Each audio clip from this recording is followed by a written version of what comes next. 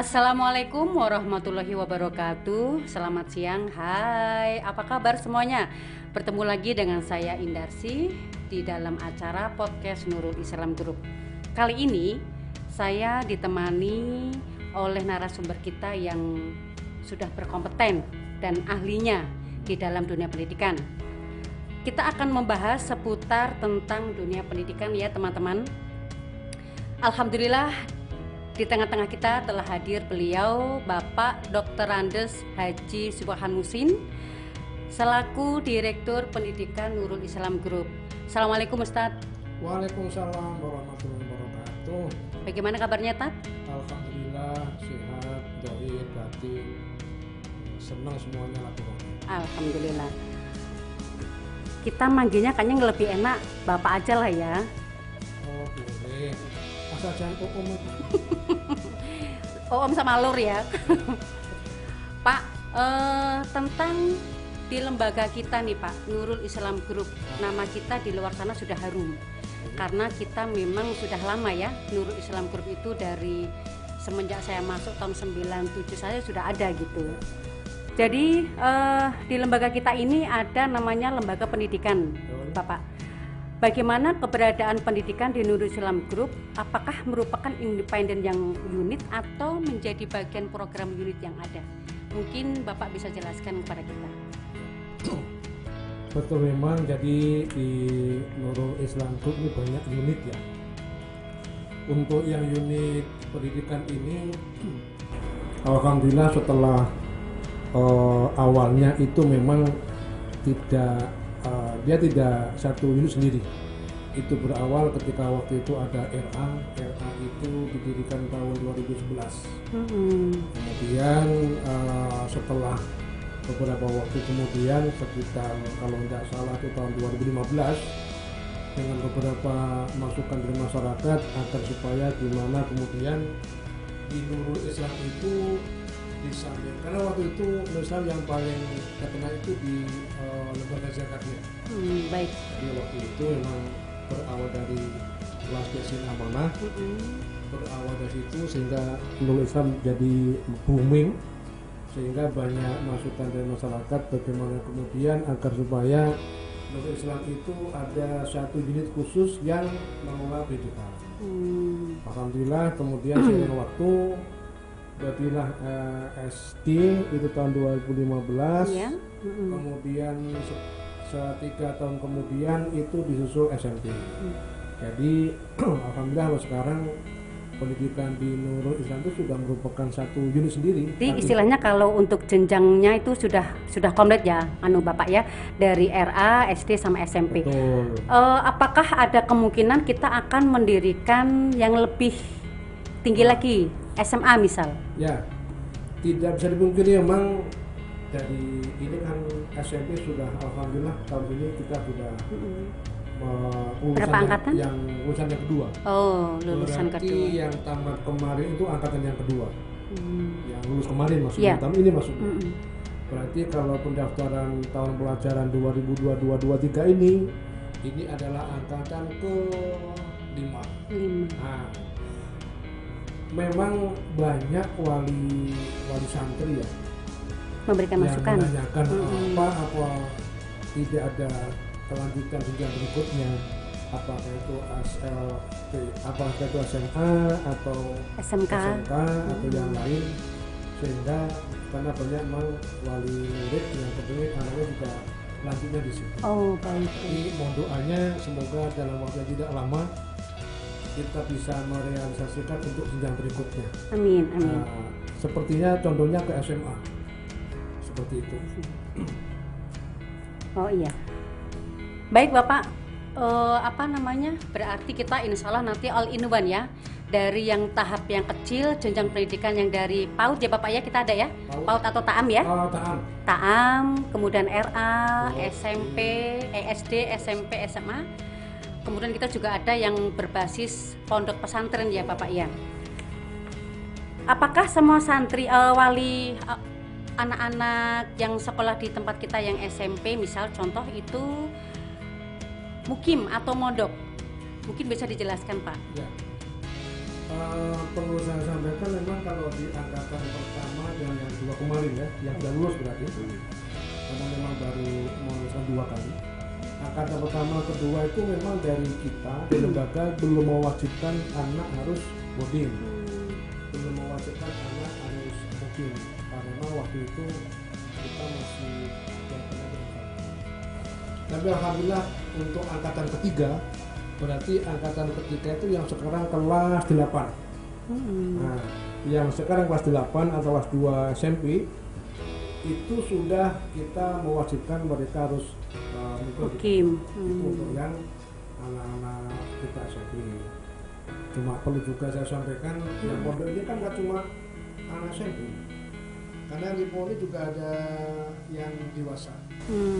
Kawan-kawan kita yang kerja di perusahaan itu juga ada. Kalau yang dewasa ini memang sebagian ada yang mukim, sebagian masih ada yang pulang pergi dari rumahnya masing-masing lah. Malah sekarang ini komposisinya lebih banyak yang masih lagi. Itu yang dewasa ya. Iya. Kalau yang tinggal itu memang tidak banyak yang dewasa. Iya. Tapi kalau yang anak SMP memang tadi mulai angkatan ketiga, berarti mulai sekarang sudah tidak ada lagi yang Pulang. Baik. Gitu. Apa alasan yang mendasar nih Pak? Kenapa kemudian pendidikan kita memilih tahfidz menjadi program unggulan ya? Atau ikon yang ditunjukkan itu seperti apa sih? Jadi begini, tentu ya sepakat, mungkin semua orang juga sepakat. Ketika sebuah pengelola pembelajaran sekolah itu basisnya Al-Quran, kita kan SDIP tahfidz, Iya. kemudian SMPIP tahfidz. Kalau yang SMPIP itu memang kita sementara mentakutkan dengan tahfidz itu. Nah, cuma nama juga anak kadang sampai kelas 3 ada kalanya anak tamat itu ternyata memang tidak kaget ya, tapi dalam kenyataan juga tidak sedikit anak-anak yang sudah melampaui, sudah lewat 5 bahkan dapat 10 itu kita paham lah, karena kemampuan anak kan memang Berbeda. Iya. Jadi menjawab pertanyaan Bu In tadi, kenapa kok kemudian kita memilih tahfidz? Insya Allah kalau ketika anak itu tamat dari sekolah dan kepalanya sudah bukan, saya kok meyakini insya Allah ya itu akan banyak kemudian terbukti sekarang. Pemerintah kebijakan dalam ini sekarang hampir semuanya perguruan tinggi, terpendidik apapun, swasta, poltek juga termasuk. Yang Quran gitu ya. tahfidz, ya. Kalau nggak salah itu tanpa tes disuruh milih mau jurusan apa. Nah itu kelebihan salah satu secara akademik ya. Iya. Di samping juga memang kalau seandainya ada kompetensi, insya Allah saya meyakini ketika seorang di dirinya ada Al-Quran dan tahfidz, insya Allah yang lain itu juga akan dipermudah gitu ya. Iya. Dengan sendirinya akan mudah. Itu alasan dasar. Baik Bapak, ini untuk pertanyaan terakhir, kemudian nanti kita akan break sebentar ya Bapak ya. Siap. Bagaimana konsep yang diterapkan, maksudnya sistem pendidikan di masing-masing jenjang itu seperti apa Bapak? Jadi gini, di kita itu kan ada beberapa ya. Dari yang pertama tadi namanya PAUD. PAUD itu di bawah naungan Kemenag. Yang sering kita dengar itu, mohon maaf, saya salah. Kita Ta'am itu di bawah naungan Kemenag. Biasanya yang banyak kan PAUD. Kalau PAUD itu di bawah naungan Dignas. Iya. Kemudian berikutnya ada kita RA, Rotutul Atfal. Sama, kalau RA itu juga di bawah naungan Kemenag. Kalau di bawah naungan Dignas kan TK itu umum. Artinya kadang juga orang kita muslim, kadang juga saudara kita muslim kita pakai TK. Tapi kalau RA dipastikan di bawah Kemenag. Nah, kalau yang Ta'am itu kan lebih kepada apa ya? Yang di kita tuh baru penitipan anak. Jadi contoh misalkan ada orang tua menitipkan anaknya karena anaknya mungkin bekerja, Iya. sehingga dititipkan kita. Berarti untuk Bagaimana? memfasilitasi yang seputaran kawasan Batamindo gitu ya Pak ya? Betul. Yang banyak memang masih di kawasan Batamindo karena memang kita keberadaannya di tengah-tengah kawasan. Baik. Jadi memang prosentase lebih banyak daripada orang-orang kalian di Batamindo. Nah konsepnya yang untuk tahun ini ya kita di samping memang juga penitipan, ya kita coba mengoptimalkan sebisa mungkin bagaimana kemudian adik-adik kita yang masih sangat dini usianya, Iya.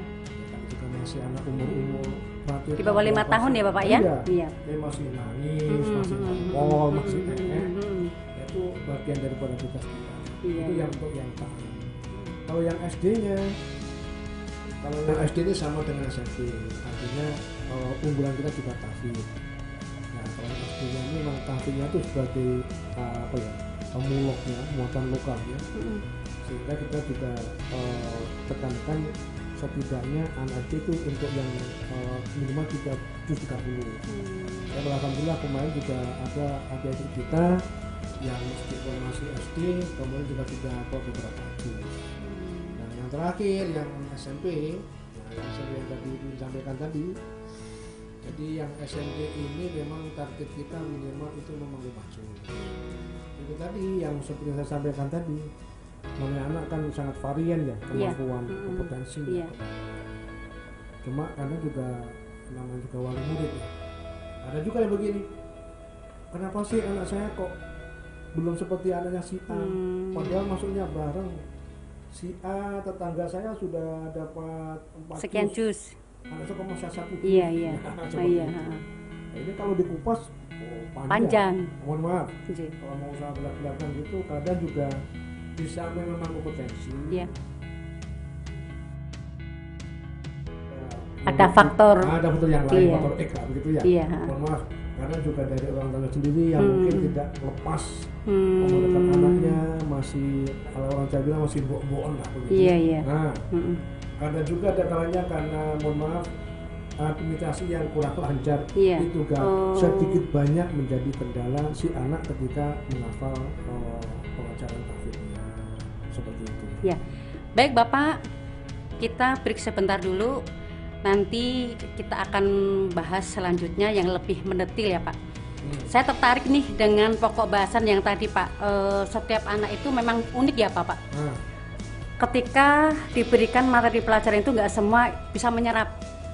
Ternyata ada beberapa faktor yang memang itu menjadi pembelajaran untuk orang tua. Kayaknya seru nih Pak. Nanti Bapak bisa kasihlah tipsnya buat kita ya Pak ya. Gitu. Teman-teman semuanya, kita break dulu sebentar ya. Nanti kita sambung lagi dengan pembicaraan dan topik yang lebih greget pokoknya. Terima kasih sudah menyaksikan kita, menyimak kita. Kita akan ketemu kembali.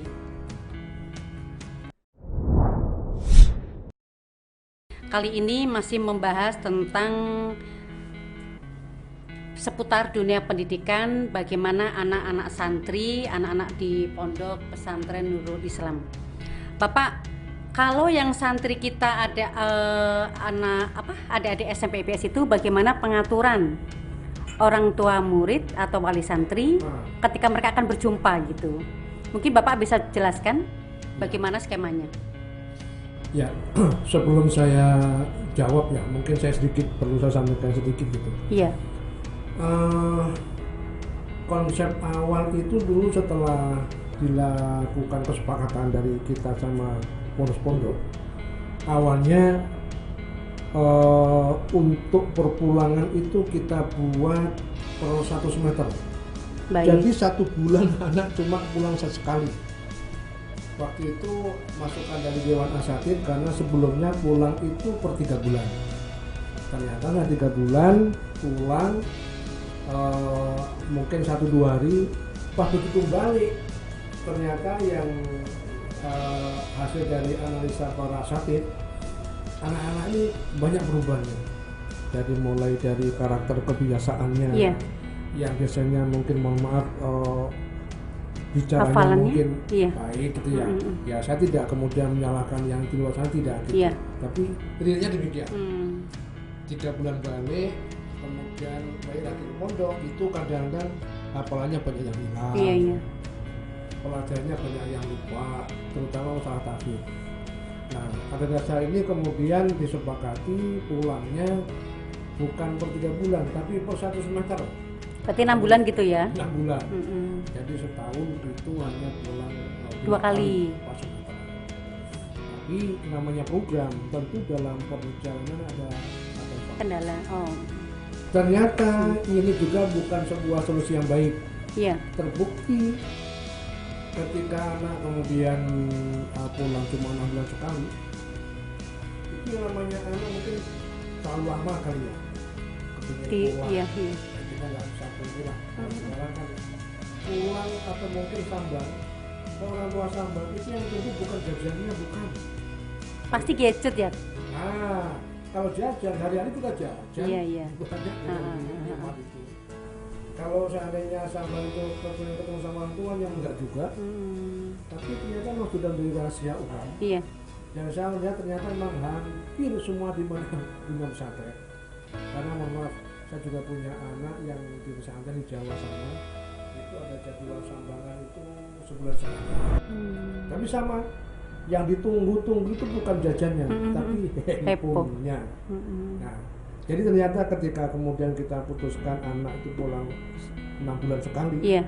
ternyata juga banyak dampak kurang baiknya. Sehingga anak banyak yang kabur, Iya. karena mungkin terlalu lama nggak pulang ya. Kemudian kadang-kadang ada kalanya anak yang rasan, tapi justru orang tuanya yang kepengen ketemu sama anaknya, itu juga nggak bisa dipungkiri. Kadang-kadang anak menskenario anak sakit, Iya. atau mungkin membuat alasan gitu ya Pak ya? membuat alasan yang sedemikian rupa yang supaya kemudian pondok mengizinkan dia pulang. Alasan dibully lah, Iya. alasan uangnya hilang, bla bla bla, banyak. Singkat cerita, kemudian kita evaluasi ulang. Jadi intinya sekarang ini kita buat untuk perpulangan itu kita akan buat per 2 bulan sekali. Jadi sambang itu sebulan sekali, untuk pulang 2 bulan sekali. Iya. Berarti misalkan bulan ini sambang, berarti bulan depan pulang. Tidak. Oh. Sambang, pulang, sambang, pulang. Nah, seperti itu. Nah, harapannya dan demikian tidak membuat anak terlalu apa ya? Kalau yang kemarin kan mungkin karena terlalu lama ya. Iya. Tidak megang handphone. Jadi kayak balas dendam gitu ya Pak? Nah, kayak Iya. gitu. Sehingga mestinya jatahnya pulang cuma saya 2 hari sampai molor, Iya. 3, 4 sampai seminggu. Itu juga terjadi.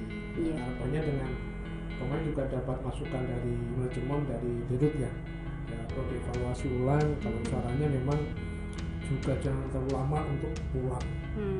Maka insya Allah nanti mulai ajaran baru ini, Iya. bulan depan kan ajaran baru nih, bulan Juli. Maka sudah mulai kita terapkan bahwa sambang itu sebulan sekali, perpulangan 2 bulan. Sama saja sebenarnya. Iya.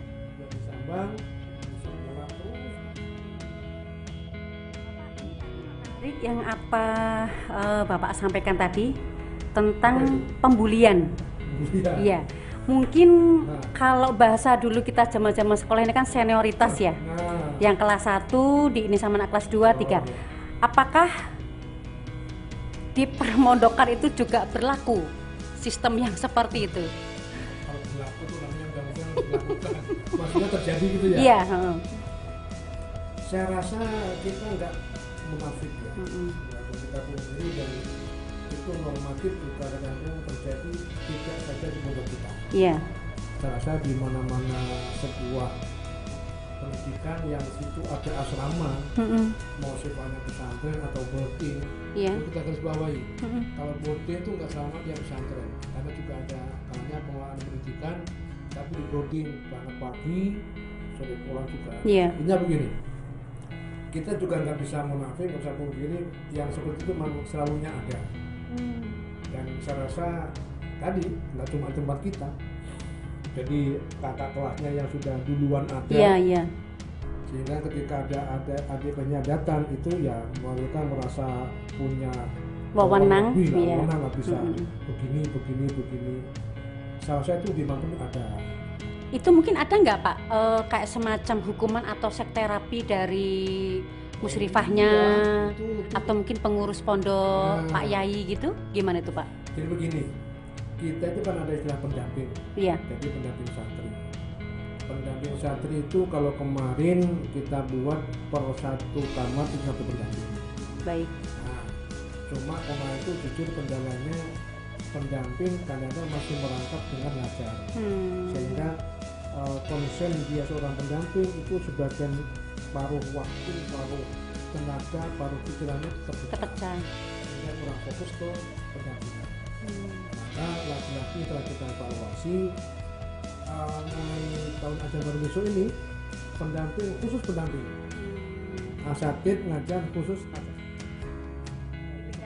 Iya. Job desk-nya. Iya.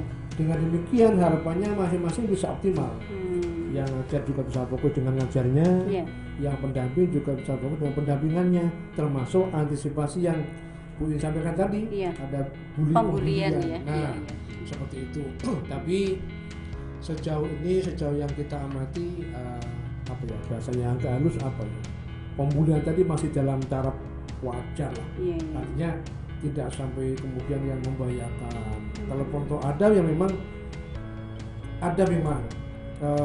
pelanggaran yang dianggap itu kelas high class ya, pelanggaran yang berat itu. Ya konsepnya kemarin tuh ada beberapa anak yang dengan sangat terpaksa kita buta.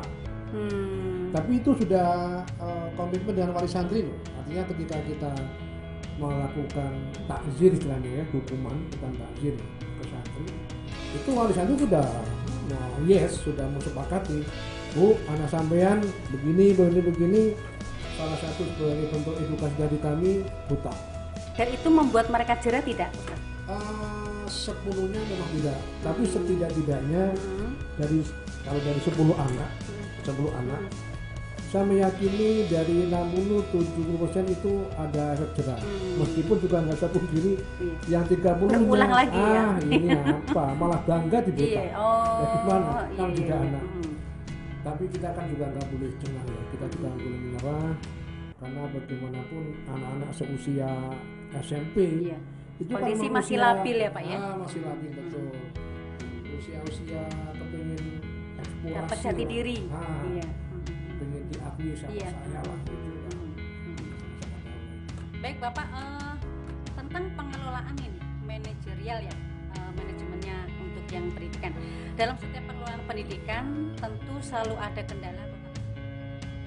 Kalau di tempat kita sebenarnya apa sih Pak kendala yang krusial gitu?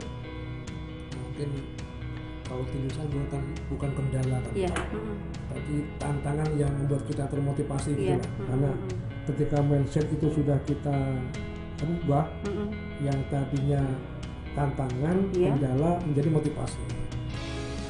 Ya, saya rasa sama dengan yang tadi masalah bully. Pasti di setiap pengelola pendidikan dimanapun, meskipun sudah populer dan sudah ada nama, pasti di sana ada bagian-bagian kendala lah kalau belum menyampaikan yang dihadapi. Artinya pun sama juga di kita. Kalau di kita ini kalau bicara yang harus kita PR ya, kendala dalam adanya PR ya semoga bisa kita selesaikan itu satu dari sisi KBM-nya, kegiatan belajar mengajar. Saat yang tadi saya sampaikan pondok misalkan.